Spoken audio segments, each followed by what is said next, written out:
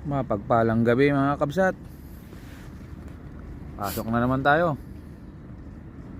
Dito na tayo sa labas. Patawid muna tayo ng kalsada bago tayo makarating doon sa may dagat uli, sa favorite spot natin. Dito po tayo ngayon sa sa gilid ng dagat, tambay.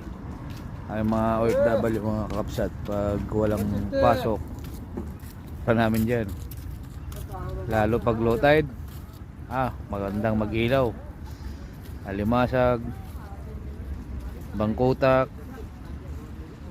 Napakakalmante ng ng panahon.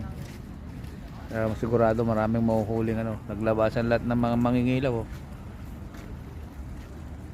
Kaya mga alimasag at Bangkutak ang mga kinukuha ng mga yan, kabsat. Ganito lagi ang rotation ng isang OFW kabsat. Kaya sa mga nagbabalak mag-abroad, maging OFW din, kailangan lang natin magtiyaga, magsikap, dahil hindi po biro ang maging OFW, lalo na sa mga nangangamuhan lang.